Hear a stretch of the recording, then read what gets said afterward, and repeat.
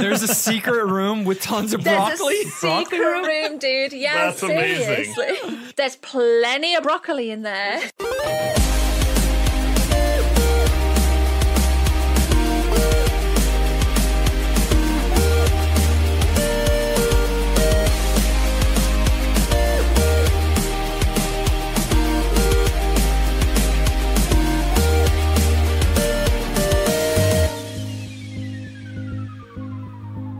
Well, welcome to New Game Plus. You're listening to a retro gaming podcast where three guys spend 7 days playing one old game, and then we talk about it. My name's Dustin. My name's Kenny. I'm Nolan.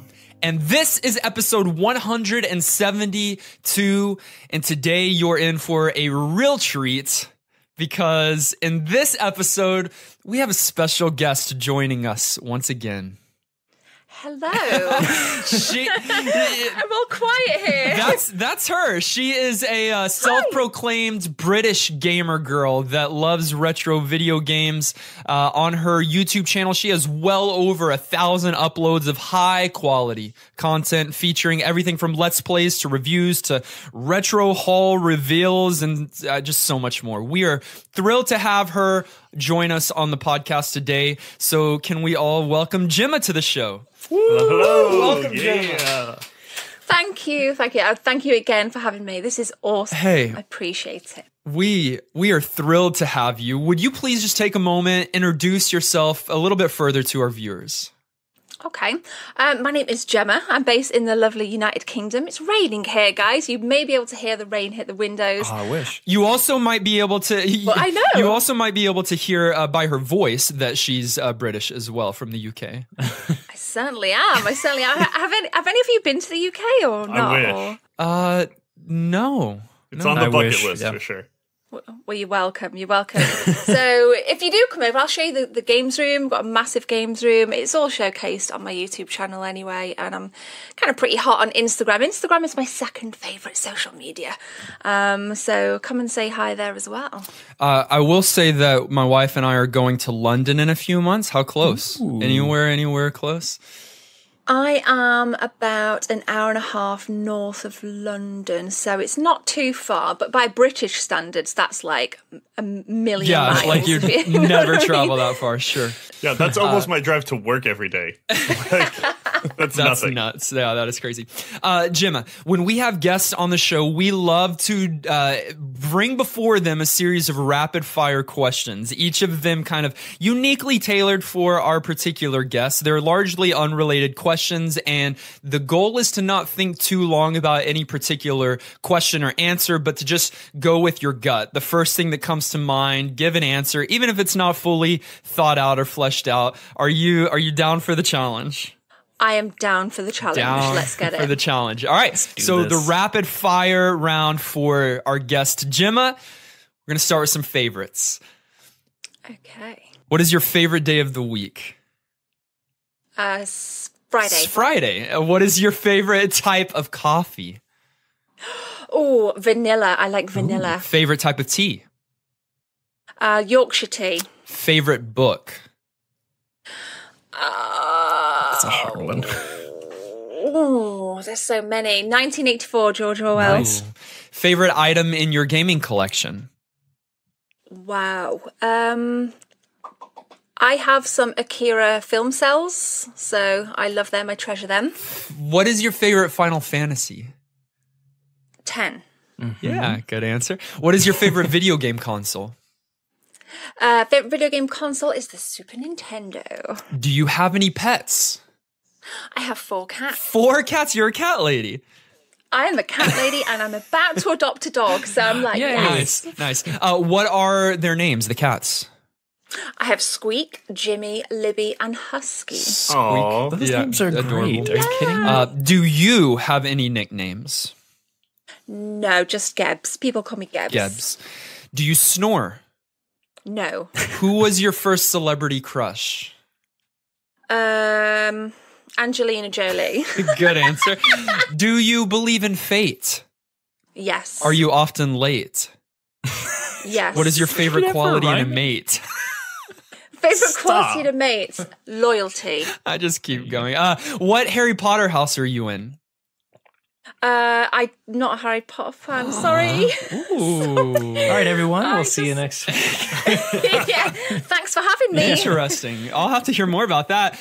Did you sell your entire PlayStation 3 collection to buy a wedding ring? Yes, I did. Wow, I had no Yes. idea. Do you believe in ghosts? Yes, I do. Do you believe in friendly ghosts? Oh, yeah. Well, that's a good thing, because in this episode number 172, we are going to talk with you, our guest, Gemma, all about our retro game of the week that just so happens to be about a friendly ghost named Casper. Casper. Overview.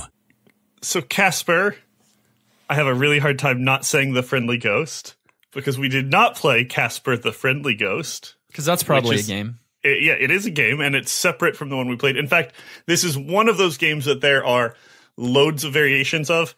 Casper was a big deal when, on movies, the movie, when it came out back in the day, and everyone got pretty hyped about trying to make money off of it, like every video game happens. So we played the PlayStation titled Casper. Just Casper. It's published by Interplay. And You might know Interplay. That tons of great retro titles. That's Lots like of them, yeah. Baldur's Gate, the first couple of Fallout games, and Earthworm Jim even. here's the deal. Nobody's heard of any of those games. But those are huge titles, and some of Casper and all is those probably we played. what brought people To Interplay? play titles like Baldur's Gate. Okay. Absolutely. You think whatever you'd like.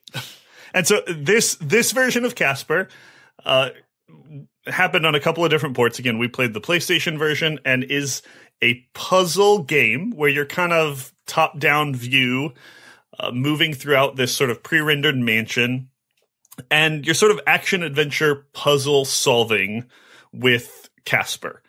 It happens in a couple of different acts, and you go through a series of finding clues and unlocking doors and upgrading your ghost to see if you can kind of solve the puzzle. So very, very puzzle heavy. So far as to the point where you literally are collecting puzzle pieces. So plays a little bit different than the other games. Painting pieces. I mean, it literally calls them jigsaw pieces. Jigsaw paintings. You don't know jigsaw paintings? Okay, so they're paintings, they're puzzles. I don't know. It was confusing to me, but played this game at the suggestion of our wonderful guests. So can we just do a quick pivot and get a little bit of story on why this game is a favorite of yours? Yeah. I mean, I first played this with some of my best friends back in the day, Gareth and Damien, and they were like the cool kids on the block, You could probably think of some of yourselves, like really cool kids, had all the latest games, and, Tomb Raider was out and all these really high-profile games, and then this random Casper game came out, and I was like, nah, I'm all right, dude, I'm going to pass, And then when we played it, we were I was sat around with his family and we were really, really into it. And I just absolutely, I don't know what it was back then that captivated me so much about this game. I just loved it. I absolutely loved it. But I've always been fascinated as a kid, like a really, really super young little girl. I used to love top-down plans of like shops and houses and things. So I think that kind of just maybe like stuck with me. And then I just loved top-down games. I still do. So I love it. Are you a fan of the movie? I like the movie, but it's not like I'm a fan of the movie like I am like Terminator 2 or Aliens. Do you know what I mean? Nice. Yeah, for sure. I haven't watched Casper the movie in a long time, but I remember when it came out, I watched it soon thereafter and loved the movie. My wife and I sat down this week. We didn't watch the full movie, but we did pull up like some key clips that we had remembered, like when Casper is I've never seen spoiler alert. Come on, it's 95. I've never seen it. I have Here's to the deal. confess that. I'm pretty sure I watched this movie, but I didn't remember it. And so, Dustin, when 3 minutes into your first play this week, you dropped the ending of the movie. Oh, no. Yeah, I was you not did, happy actually. with you. Get can go over ahead. it. If you can't have a 95 movie spoiled for you, then you're not This was going on to the go see watch it now. list. No, when like we pulled up when he as a boy walks down the stairs, or like He was her a first boy? kiss, and just different moments like that are key, like imprinted in my mind from this movie. This movie was big. This movie was successful, and this movie is overlooked. I will say that because I read this week, and it's insane to think, but this is the very, very, very first feature film to have a fully CGI character in the lead role. Interesting and hard to believe. Wow. Out of any other one. And Yeah. like Toy Story and everything else takes over as like the main thing, but Casper was the very first one, and they did it remarkably well. Yeah, it was really polished. I remember like back in the day watching it, and you were just like floored by the CGI. I mean, you watch it now, the movie, it's obviously you can spot the flaws, but back then it was phenomenal. It was wicked. Not all video games that are made from movies are good. In What fact, makes you say that? most of the ones that we've played on this podcast based on movies are horrendous. Let's name a couple. Home Alone 2. Well, in my opinion, Home Improvement. That's a gym. And Not a don't movie, you but dare. yeah. Jim, we played a Home Improvement game on this podcast where you're Have you heard Tim, of that show? the Toolman Taylor. Oh my goodness. Are you familiar with the show? Oh, I am. I watched it growing up. You remember? Wow. You remember when he went around to like a dinosaur world and a space world and like in Egypt and killed aliens and dinosaurs with his chainsaw? It's all very vague. I think I must have repressed it in my mind, but as you're saying it, I'm like, I can remember. Any others that you can remember off the top of your head, guys, of like movies? I mean, we Jurassic played Toy Park, Story, we but I always like talk it. about being Jurassic the Park, worst. yeah, Toy Story, even, and so most of them are bad, but and here we won't say whether this is a good or bad game yet, but I will say that, like in the vein of most of those games, this game is nothing like the movie. I mean, it's set in Whipstaff Manor, and you've got the familiar characters, but it's not really building out a story like much in the game as it does in the movie. I don't know if it would work with like a massive story behind it with the game. I mean, there's little snippets where you meet Kat and her dad, and you get a little bit of dialogue. But for me, it's just about like the puzzles and the exploration, and it's And, I think that's fair. in a puzzle game, you don't have to have robust story. I mean, it's a puzzle Right. game, and so if it falls into that genre and you're doing puzzles well, then that makes for a good game. right. Yeah, carries it well. But the question is, does this puzzle game do puzzles well? And we'll talk about that in our gameplay section. Gameplay. Okay, so you start this game as Casper, obviously, and he's a little translucent and hard to see. So I'll just throw that out there now, and I'll take opinions on that when I'm done. He's a ghost. I know, but like at times I was like, they should have made him a little more prominent on the screen. But anyways, A ghost? He's a ghost. Yes. I think he Yes. is quite prominent. Yeah, he's you can see him quite well. I'm his alone big in ol' this, but I'm head. standing by it now. So, puzzle base, you're in this house, and the first thing, the first thing that happens is you pick up a piece of broccoli, and you're like, hold on. And Dustin experienced this as well in his first play. He's like, am I eating the broccoli? Am I going to use it later? So you're collecting items, and that's a really big part of this game. And I would like to argue that it reminds me a lot. I'm going to make this comparison early, and y'all can shoot me down. I don't care. Of Resident Evil. You just compared Casper, the friendly Yes. ghost, to Resident Yes. Evil. Yes. How does Jill Valentine walk around like scoffing broccoli and carrots? Hey, Yeah, you missed that part of Resident Evil. Oh no, did I? Damn. You must have. So the collection aspect, and yes, tons of games do collection, and that's not unique to Resident Evil. Comparison. However, I really felt it with how many locked doors that you're having to deal with. Not only that, but the items that you're collecting, the puzzle pieces that Kenny was talking about, along with some of the other puzzle elements of the game. It's Resident Evil, but kid friendly with a Casper skin. That's a stretch for me. Of course it's a stretch, but that's my opinion. I think it'd be a really good crossover with like Casper and like Resident Evil just mashed together and Whipstaff and Jill Valentine going around. Yeah, Casper's the ultimate like evil or bad guy in that film. Casper the unfriendly ghost. Ooh. No, that's not good. I like the other way where it's actually a Resident Evil game that's happy and uplifting. So this game is set up in 3 major acts. And so act 1, your goal is to make friends with Kat and her dad. And so you have to go around. The gameplay is all the same. You're doing puzzles. There's different additions here and there with the upgrades to Casper and some of his abilities, which we'll talk about. But mainly you're finding keys, you're finding buttons, and those unlock doors, and then you find these missing painting pieces or jigsaw puzzles. You assemble the painting, you get a power up, and then you kind of rinse and repeat that whole thing. Along the way, of course, you're eating broccoli, carrots, and carrots. Which apples. Is that? I mean, is that a part of the movie? I genuinely don't remember. I don't think it is it? I mean, there is that scene when they're in the kitchen and Casper's making loads of like pancakes for his uncles and they're just eating it and it's just all dropping on the floor and ugh. Well, this video game might be the video game that features broccoli most prominently. Is that fair to say? I doubt that's the case. I never thought of it that way. Actually, you're selling it in a whole different light to what I like. You don't like these yet? So broccoli and Resident Evil. You didn't think we were going to be talking about those 2 things? Wait, I never put them together. Kenny, what game features broccoli more?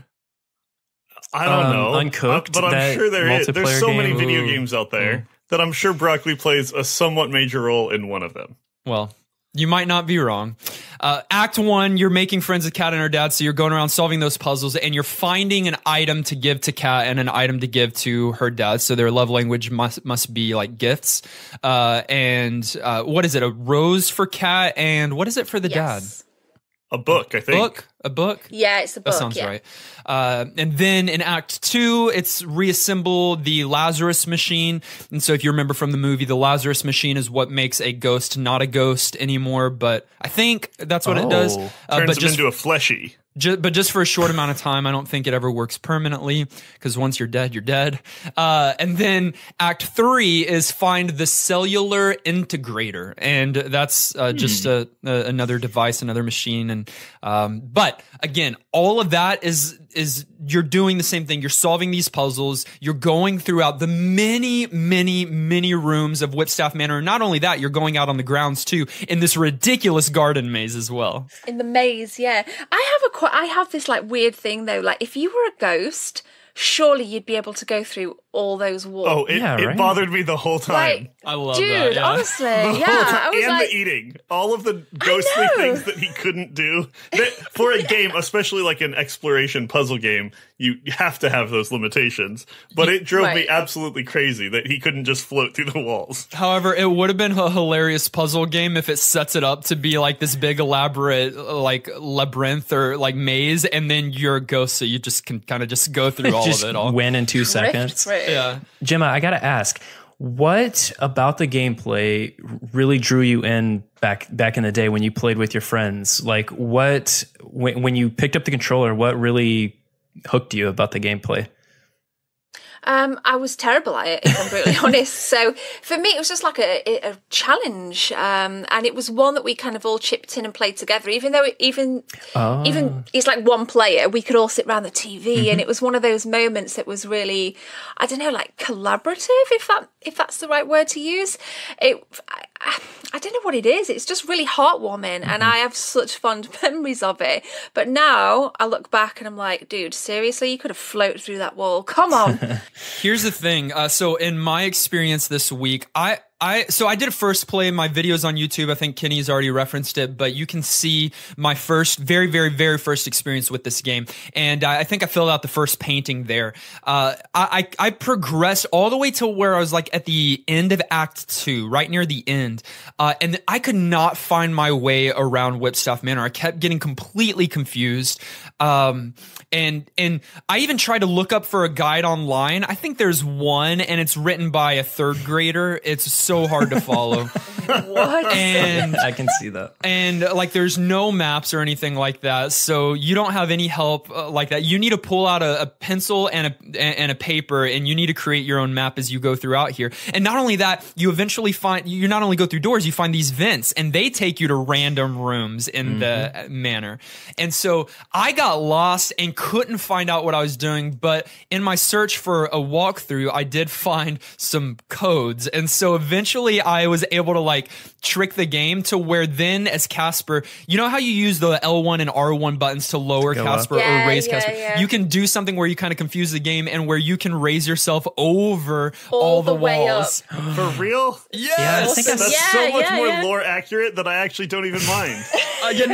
I was completely for it. So then I was just going over all the walls, getting all the keys, unlocking all the chests and doors, and allowed me to progress a little bit further and continue to enjoy the game. You do miss out on all the like joy though of discovery, finally solving a puzzle. Right. Like there's a lot of them that are frustrating because you're right. This map gets really big really fast. You start kind of small, but as you unlock new areas and have to kind of do the back and forth, go flip a switch, go find something, go, refill your bucket with water, whatever else.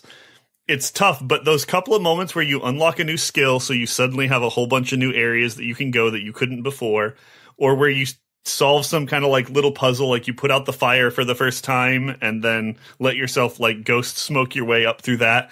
It's really rewarding when you do figure out a puzzle piece, but assuming that you get there, because some of these puzzles are long and it's lots of exploration if you're playing without a guide. Yeah, and I think like obviously back in the day we didn't have internet access, there were no Prima guides, and this game isn't talked about as often as a lot of other games. So I think the lack of maps online would suggest that this is definitely a lesser talked about title. But and just going back to what you said about flying over the walls, there's this cheat. You start off and you've got the manor where you start, and there's the big swirl on the floor. Yeah. I think there's an L1, R1, R2 combination. You can fly right to the top into a room where all of the keys and all of the puzzle pieces. Are you kidding? There's plenty of broccoli in there. There's a secret room with tons of broccoli. There's a secret room, dude. Yeah, That's amazing. seriously. It's so. I know. Well, you'll have to try it. If you do anything else with this game, you've got to get that cheat and go into the secret. That's great. That's so representative of that era of gaming. I feel like cheats used to be such a big deal back in the PS1 era, like with Grand Theft Auto and some other games. Like they had Easter eggs and button combinations. They don't do as much anymore, do they? Huh. No, not at all.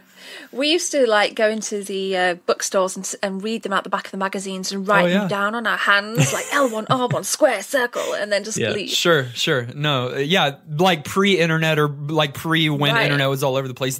You had to get creative, and that was one of the tactics that we used for sure. Gemma, I'm curious as to what is one of your favorite upgrades to Casper. We've mentioned it a few times. We haven't really talked about any of them much. Out of like all the different things, and Casper can end up doing. Doesn't he end up getting like 8 or so different upgrades or abilities that he can use? What's one of your favorite? I really like the ball, the bouncing ball, and you can go like bounce through the window because the physics are awful. They're absolutely shocking. But I just enjoyed it. It's kind of weird even just talking about it. I'm sat here talking about this bouncing ball ghost thinking, what? Yeah. But it's fun. Kenny, Nolan, what about you guys? Honestly, the first one you get, Smoke? I did not get far. The morph smoke. Yeah. The game, to be honest with you, was pretty stale. At first, I was like, ooh, this is going to get repetitive. But when that opened up for you and you can start using the vents that I saw the whole time, but didn't think anything of until now, I could go in them. And it really kind of opened up what I thought was going to be a really dull map. So that first one just is nice, even though it doesn't really, it's not that great, but... Only because it was so ridiculous, I'm going to say the saw blade The buzzsaw. Because there's these doors. Like, we've alreed whined about he can't go through a wall, but like maybe you can't go through a wall. But there are doors that are covered just literally by like two by fours in like some an of X. Some of them aren't even doors. That's just an open like it's archway an open with door. With that an like X. I, as a large full-size man adult, could have just crawled through and avoided the barrier. No problem. Nothing is stopping me from going through this door. But my ghost, character, Casper, can't go through this door, and it was so ridiculous to me. And you can't find keys for him, so at first you're just like, are you just taunting me? Like, what's this about? And then you turn into a giant saw blade, cut them open to get through, and it's ridiculous, but it made me laugh. You got to get creative with video games. You got to have something in there like that. Yeah, I mean, I like both of those. I think I think he can turn into like a spring and a hammer, and there's one like super ability at the end where he's supposed to get like super big and scares away any kind of enemy or something. I just thought that it was creative that there were these different kind of abilities that Casper had. Like, they didn't have to do that. In a lot of puzzle games, your character doesn't upgrade, right? He just gets he gets keys or the buttons and different things like that. But they decided to take it to another level, which does, like you said, Nolan, move it from, like if it's getting stale, here's kind of like a shift to the system. It's and like then a if little it's getting push stale again, here's a little push forward for sure. Mm-hmm. Yeah, and it from a design point of view, it's really nice too, because they can reuse some of those spaces. With all of the like map of this mansion pre-rendered, if you're walking back and forth just going through doors, there's only so much you can do. But because you can go back and then jump through a window you couldn't go before, or go through, so there's like a practical aspect of that too, from a design element that lets them get a lot bigger sort of space as a game. And it also just feels real rewarding. Dustin says this game reminds him of Resident Evil, and like, that's ridiculous. But this game totally reminds me of Metroid. I never said that. Oh, by the way. I said that, first of all. Second of all, non-linear map where progression is gated behind upgrades. It's totally good. We have submitted the most outlandish games for this game to be compared to. But I never really thought of it like that. You've really opened my eyes. Actually. No, but improperly. Like, there's no... I think one more thing for us to talk about in the gameplay section are these quote-unquote boss fights with your angry uncles. Like, you've got that's kind of like big milestones, is that you have to get these abilities and get certain unlockables or items. That's what it is. This is one of the frustrating things where it's kind of unintuitive, is that there are some seemingly random items throughout the game. A camera, some perfume, different things like that. The iron weight. Yeah, well, yeah, and the game doesn't tell you what to do with them. No? And you don't know unless you, I guess, just try everything. There's some huge hints on some of them. Like, you find glue at one point, and I think you come into one of your uncle's Stretch, whatever his name is, and he says like, this is a sticky situation or something like that. And so that's a hard clue. Oh, wow. I'm going to use the glue. But for the other ones, there's not necessarily a clue. Like, for one of the bosses, you beat him because I think it's Fatso. He's in the tub, and you take the camera and take a picture of him, and he gets embarrassed. Fresh. How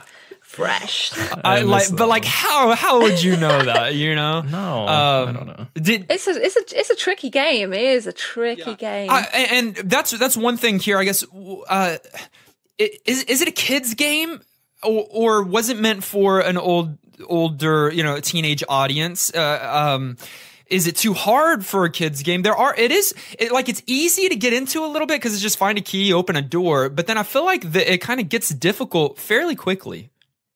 Yeah, I mean, a lot of like my friends, they played it with their families, so you'd have like older people kind of helping out, chipping in. But I think if I sat my little nephew down, 6, 7 years old, he wouldn't have a clue. Yeah. He'd be like, Auntie Gemma, get this out, put Mario on, sort of thing. So I actually think I don't think it knew its target audience, but. Yeah, I think that's right. And I also think that like game publishers / like the corporate side of the gaming industry didn't know audiences either. And so it's almost their fault then instead of the developers, and this is true for a lot of movie / video game releases.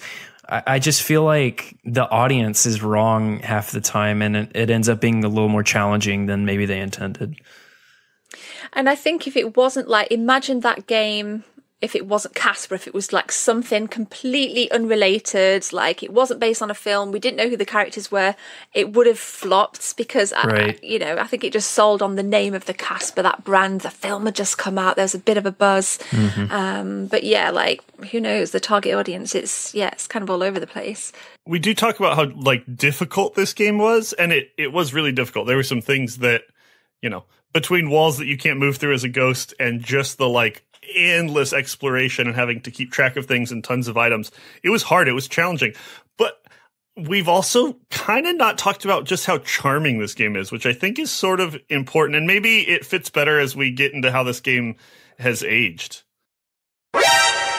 Aged. Yeah, I think it looks, I mean, I don't know if we're going to talk about this now, but from my perspective, one of the things that really draws me to it even now is just how well it looks. It's really smooth. The load times aren't too bad. I just think it looks, Whipstaff Man, it's full of charm. And the maze, the outside, the upstairs, the downstairs, the secret room with all the broccolis. Wow, who wouldn't want that? I totally agree about the charm. I think the charm is there, but I've got to disagree with you, Gemma, about the loading times. Yeah. I don't know if it was my PlayStation, my emulator that was going on, but for having to switch rooms so often, you're hitting the loading screen often, like so frequently, that maybe it's not the longest loading times, but it's so often that does begin to add up. And I felt like that. For PlayStation, though, it was kind of quick. I know it happened often, but when it did happen, it was over in a second or two. Like, I don't know. It's like a split second. It's not like a 30. I mean, if you think of Resident Evil, when you're going through doors and then you've got that loading time, I found that was quite a frequent thing, but it's, I don't know, maybe it's a little bit quicker in Casper than Resident Evil, actually. There were definitely that era of games, especially PlayStation, where like you'd hit a load screen and I'd be like, oh, I'm going to go grab a snack. I'll be right back.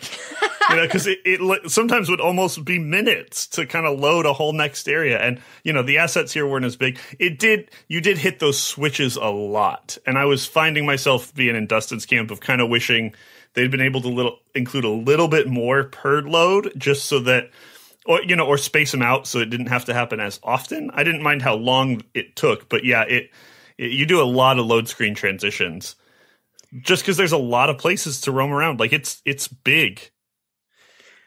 Yeah, it is, and like you said a second ago, they're not that long. I think for me, if there was like that many load screens and they were like 15, 20 plus seconds, I would have been so bored. Yeah.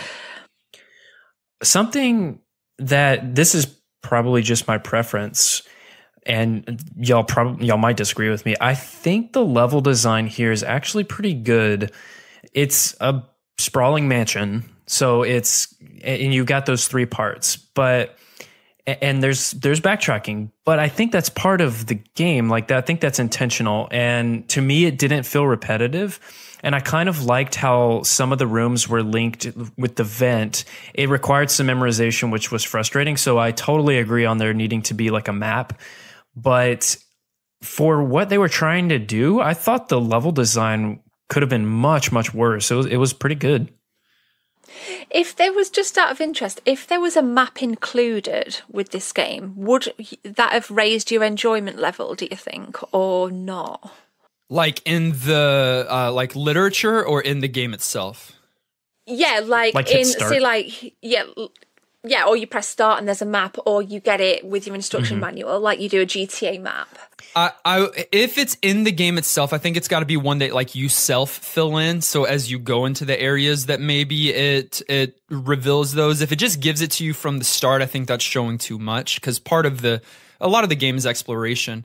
If you've got it in print, then I guess it's got to show you everything at one time. I would be it's a puzzle game, so you're supposed to get lost, but I think a good puzzle game means that you start to get familiar with the layout of the building and the level. And I did. I never figured out the garden maze, but once you get through there, you don't really have to go back much. But once I had traversed through Whipstaff Manor enough times, I was pretty familiar with it. So I would have enjoyed probably an in-game like updated map that just gradually updates, shows you populate. Yeah, because one thing that I never remembered was where those vents were going to take me. I just went in and hoped that I was showing up in the right place. Oh yeah. Well, another thing about the level design that stood out was the way that you'll come across early on some of the, like, for instance, when you turn into the morph ball, you can go through these little windows in the wall to a different room. And you'll see that early on and be confused because how do I get in that room? But then like it clicks when you find the ball and you're like, oh, I can get to that room now. And I always appreciate that backtracking aspect as long as it's not too crazy. So a map would have helped me. Yes. Just an updating map. But yeah, I don't know. I just think I think going into this, I expected a lot less on that front. So hats off to the developers. I think if a map was included, it probably would have been a little bit more kid friendly. Yeah. And I think that's maybe where the confusion lies. Is this for like a child? If so, what age? Or is it like kind of like teen/adult kind of game on that thinking level? But yeah, a map. I would have liked a map as a kid anyway back in the day, but that's just because I'm a geek and I like weird things like that. No, those are always really fun. I didn't have a problem with the fact that you had to explore a lot. My main problem on the whole, map, not map front is just that as you were unlocking things, so many of the things that you found or unlocked were then completely somewhere else. And I would prefer if in a puzzle kind of game, if it was either something really obvious where you were going to use it because of in-game clues, or you grab an item, you flip a switch, and immediately something that you can see changes. This was a lot of like, flip a switch, go explore the whole house, and hope you can realize which door is open now that wasn't before. And so there's just some sort of unclarity that you had to kind of muddle your way through, and that's tough. But yeah, definitely puzzle games. They're tough to future-proof, and a lot of the things that we've talked about in terms of this game and things that we're having problems with were kind of technology-based. There's some hurdles there, but I'm curious what else you guys thought about some of the other ways this game aged. We haven't touched on the music yet, but I thought that was absolutely top-notch. I thought the music was stellar and very beautiful and very on theme. I did think that it was a little redundant. And one of the major problems is that you're constantly switching rooms. And so after a loading screen, the song starts over from the beginning. And so you're hearing that first bit over and over again. It's a pretty bit, but you're going to hear it a lot. And there weren't tons of different tracks. You've got, I think how it's kind of set up is you've got one track for the manor, one track for like the attic basement type areas, one track for like boss areas, and then another track for the outside. I think it's something like that. And they're all beautiful, especially like the like basement attic one. Say that again. Like movie quality, it sounded like the soundtrack. Oh, for sure. Yeah, it's like definitely. It's straight in there with all of that. And I thought they were very pretty. I just think that they're very redundant. I'd say that's fair. It's funny as you mention it, I can kind of hear the song in my head now, and it just plays over and over and over. I think I agree with that, Dustin, definitely. That happens a lot in these games that we play, 15 plus years later. You start to notice things like that, and I think back then maybe you did, but I think we're so spoiled now with like, I don't know, huge OSTs and these graphics. And then you go back and you're like, why is this song playing again? Sure. And like I said, it's beautiful music. And so it's like, I'd rather, if it's going to be repetitive, give me something beautiful to listen to. At least it wasn't, terrible. But the graphics, we've talked about charm. What did you guys think about the graphics? Do you think that ages well, that it's pretty to look at, that the character models are good? Man, that ghost was so hard to see, though, right, Nolan? Oh gosh, it was not too bad. Casper's, I can't believe he thought it was hard to see, but I guess to each their own. I guess he's a cute little boy, and I think that translates. She's lush. He's got little voice cues too at different times. And anytime, I love this, and a game actually gets a few points in my book. Anytime there is an animation for when you don't move around your character too much. And Casper has both an animation and a little voice cue when you haven't moved him around enough. And so I think that's always great. Yeah. It's got, like you said, it's the charm, isn't it? It's got charm. Sure. The graphics as a whole, I've gotta say, did not connect with me. So it looks a lot like a point and click, the way those games would look. Just it's pre-rendered and it's a top-down-ish view, not isometric. It's top-down, but it's at kind of a weird angle, so you can see in the rooms and like on the walls where you need to see.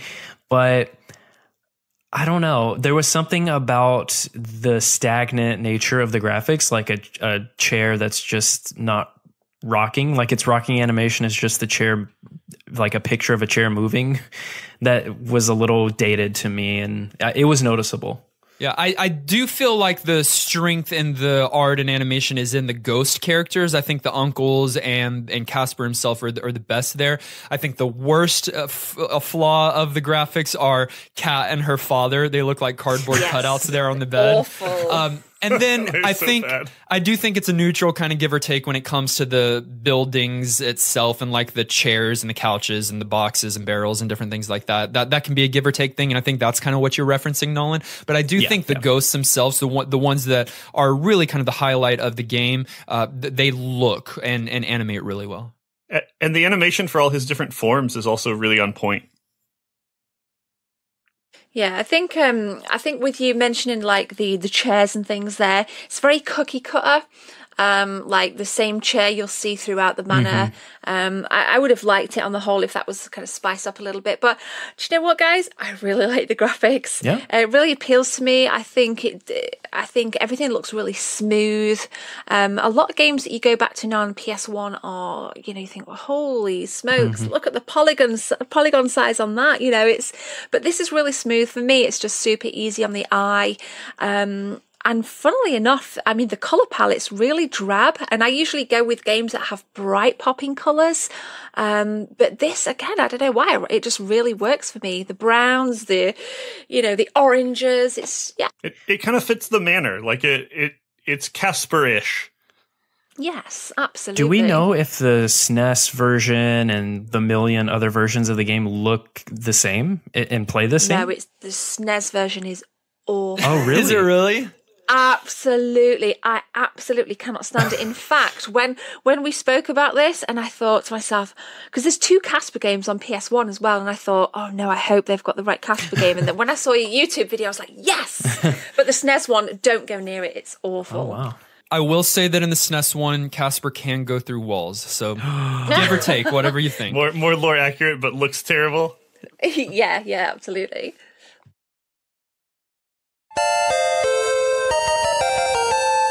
Final thoughts.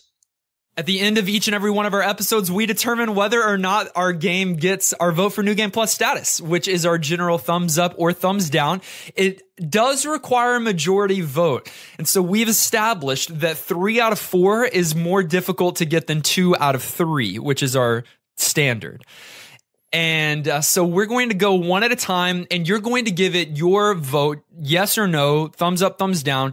Is this a game that you would encourage our viewership, our audience, to find a copy and to play? It's worth playing today in 2019, or to reserve their retro video game time for another game and push this one to the side, go and play a different one. Gemma, we allow our guests to go first, so have the floor, yes or no. Maybe give your final thoughts and opinions on this game that you brought before us today. Okay, well, obviously for me, it's a massive thumbs up. I think a lot of my audience have really connected with this. If I've ever mentioned it on a YouTube video or on social media, people have leapt on it and said that they've really, really enjoyed it. It's also on Sega Saturn, so depending on which console you prefer, you can snag a copy on the PS1 for a couple of quid, or a couple of bucks in your case. We say a couple of quid, on Saturn or PS1. So a couple of quid, couple of hours. I think you'll have fun with it. It's a thumbs up. Nice. That is one affirmative. Yeah. Kenny, You go next. I hate going next. Only because I'm so torn on this one. And Everybody sit back. It'll be about a half honest. hour, and he'll Be give his opinion. No, I always do make these too long, so I'm going to try and be tight. Here's what I'm going to do. I'm going to go with my gut. It's a charming game. The genre is hard to do well. There's definitely some things that it doesn't do perfectly. You're going to be a little bit lost. You're going to feel like you're being a little bit repetitive and walking back and forth. And Nolan was right when he said it kind of reminds me of a point and click in some of those aspects. Lots of exploration. But it does those things better than a lot of the equivalent kind of games. And so while that's not something I'm generally drawn to as a game style and title, this one had enough cool elements with the, morphing into different things to get further on, that it was fun to me and it was charming. It's hard. Go into it knowing that it's not going to be real easy, but it's going to be rewarding when you do get through it. And so I'm going to say, for me, it is just barely New Game Plus worthy. So thumbs up hesitantly for me. That is 2 affirmatives, 2 yes. Nolan? Yeah, I'll go next. So you can't see the ghost. Resident Evil's better. No, I'm just kidding. We're the worst podcast. Yeah, we're the worst podcast. What else? No, look, I unfortunately have a bias against video games based on movies outright, which is wrong of me to do, but I've been burned enough times that it's just what I default to. So Casper game, I come in thinking, well, this better be, well, I just come in thinking it's not going to be good. And it was not a bad game. However, I don't know if I'd recommend it today because I think those things that Kenny was just mentioning, those different aspects of exploration and maybe some of the visual representation of the game are hurdles that are hard to get over, I think, for a modern gamer, for someone to jump back into it today. So I do not give it New Game Plus, and I also am sorry. Don't be sorry. It's your opinion. Yeah. It's all good. Dustin, and I think that leaves it up to you. Your opinion is wrong. No, yeah. So that's that. It does come down to me whether or not I give it my vote. I totally get why this game might have a split audience. If you are someone who is unfamiliar with the character or the movie, this game might not click with you. Furthermore, if you don't like puzzle games, then, you'll probably strongly just automatically dislike this game. But I know Casper. He's my friend. No. And wow, there you go. I enjoy a good puzzle game. I don't think it's like an excellent, just going to blow your mind puzzle type title. And I do think after kind of listening to us discuss this, I do think probably the best way to play this game today is to share the experience with someone else, like a friend or family member, sit down with a few people, put it on the big screen, play through, work through it together. Some of the quirks in this game is fine with me because I love PlayStation era graphics and flair and charm. And I think that this game by Interplay has all of that. And so Casper works for me. It receives my vote, meaning Casper for the PlayStation is New Game Plus certified. But only if people play it collaboratively. You want Twitch plays Casper? Casper is New Game Plus certified. But what do you guys think? Kathy wrote in and she said, this is my first time playing along, so I thought I'd send in my thoughts. While this game wasn't terrible like I was expecting, it wasn't very good. They gave you almost no direction as to what to do, no guidance on the controls, and I felt like I was just going in circles trying to figure out what keys go where and what to do with the items. For what I'm assuming is a kid's game, they didn't make it easy. Also, I don't think I heard any other music besides that one track that plays while you're walking, floating around, and it got annoying very quick. I made it to Act 3, but quit because I couldn't figure out how to use the ball mechanic and then just didn't have time to go back after that. Keep up the good work, and I can't wait to see what you'll be playing in the future. Kathy, you got to go to the broccoli room. The broccoli room has all of your answers. Some broccoli.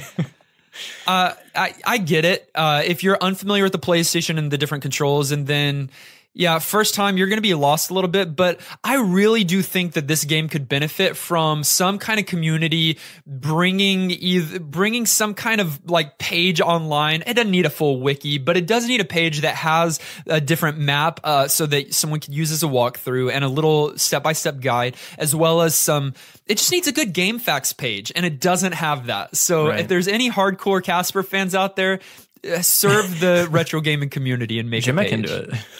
There we go. I've got a new task.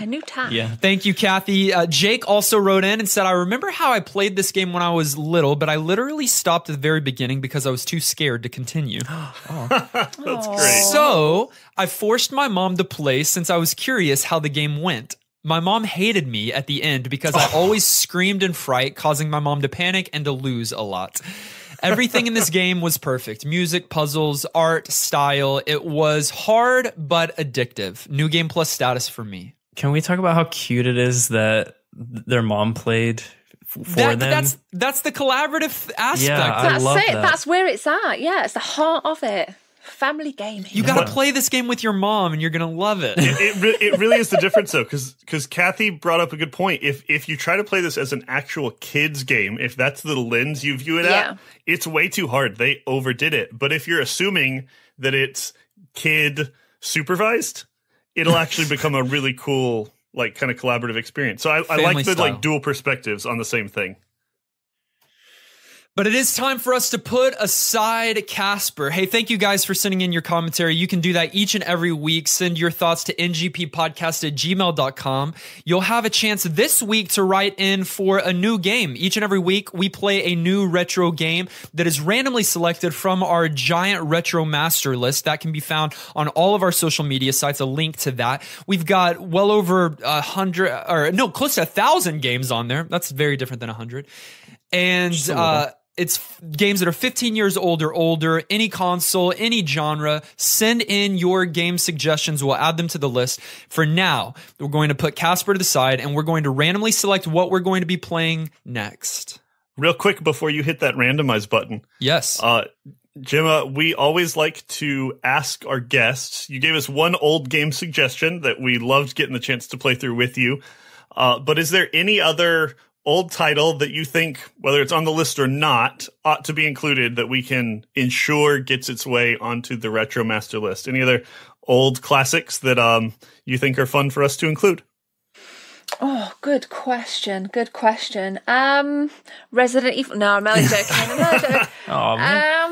What about Turtles in Time? Ooh. That's a great suggestion.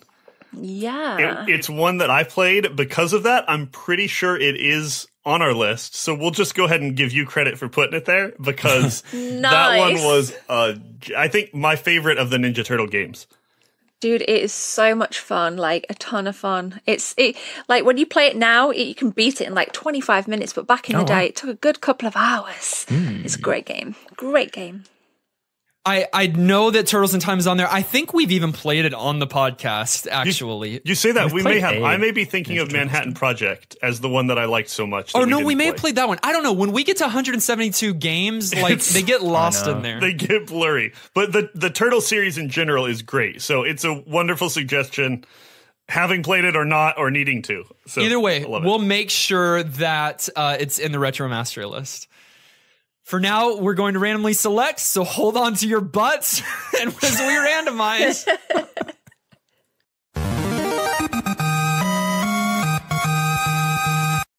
We're going RPG style. Oh, yes. Ooh. It's been a while. We're going Mega Drive Genesis. What? All right. 1990 in Japan, 91 in North America, and 91 in the UK. I need to include that as well. Yeah, there you go. Developed and published by a small company called Sega. Never heard of them. Yeah. It's a part of a collection, and it is the third in the collection. The game that we're going to be playing for the next 7 days is Phantasy Star 3 Generations of Doom. Do you know about this one, Gemma? I know, I mean, the Phantasy Star series in general, I think, is quite prominent. This particular title, no, so I'll be tuning in. Nice. I'm eager. Let's get it. I've never heard of the series at all. I've like distantly heard of the series, definitely never played any of the titles, but Sega Genesis has captured my heart since we started this podcast. And I'm so glad to hear that. I'm excited to play. Be sure to join us in Discord this week. We're going to be talking about that game and all kinds of things. So you can get a free invite to our Discord server if you go to our Twitter page and you look in our bio. We also have t-shirts available. You can also find a link on our Twitter somewhere.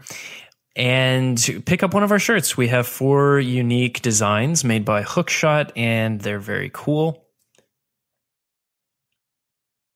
We also just released our first mini-series, 6 episodes that you can listen to all at once if you want to, at the same time. Like pull them all up, all 6, and then hit play at the same time. Actually, simultaneously? Yeah. That'd be terrible. No, it's kind of like that band soundtrack with Wizard of Oz type thing, you know? Yeah. Like, There's secret messages encoded. Yeah. You'll want to definitely check out the secret message behind that. You can go and listen to that on SoundCloud. That's also on Twitter. Just go to our Twitter and find all this stuff. I want to say a big thank you to the following people. Macaulay McCulkin for increasing his monthly support on Patreon. Hey, thank you, Macaulay. All of our producer level. Isn't that a great screen name? Yeah, it made me laugh so hard the first time. All of our producer level supporters, we also want to give a big shout out to. That's Michael, Bill, Zion, Dear Baby, and Alex. You guys go above and beyond in supporting what we do on the podcast, and we're so appreciative. And of course, last but certainly not least, a very, very big thank you to our special guest this week. We know it takes a lot to give up your time and energy to just talk about a random old game that you like with a bunch of guys you've never bet before today. And so thanks so much for coming and hanging out with us. We really appreciate it. Thank you. It's been awesome. I really enjoyed it. Thanks. Yeah, absolutely. Gemma, where can our listeners find you online? Okay, so we got on YouTube, youtube.com/TheGebs24. That's TheGebs24. Everything in terms of social media is the same. It's at TheGebs24, Insta, Facebook, except for Twitter, which is at Juicy Game Review. Which corresponds with my website. Oh my God. www.juicygamereviews.com. If you type in Google TheGebs24, you're going to find all of her stuff. So make sure you do that. She's got tons of content. Jim, I mentioned it awesome kind of off episode earlier, but you produce, I mean, pretty much daily videos, don't you? You're like crazy consistent. Yeah, but a lot of people say that. I've never really thought of it like that. I think it's like, I mean, because I work full time and then I do this part time. Mm-hmm. I don't know. I don't really, when I stopped and think about it, I don't actually do anything else other than that. So yeah, I guess there is a level of consistency there. Yeah. It's impressive.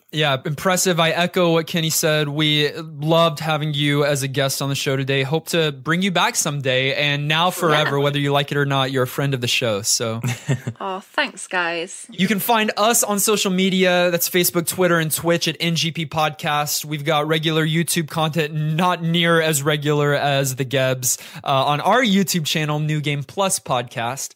You can listen to us on any podcast provider of your choice. Make sure you subscribe so that you're the first to get new NGP episodes. And while you're at it, please leave a kind rating and review. This episode was edited and produced by our good friend Tom Tate. Join us next week as we play Phantasy Star 3 Generations of Doom. Until then, I'm still Dustin. I'm Kenny. I'm Nolan. And that's Gemma, TheGebs24. And this has been New Game Plus.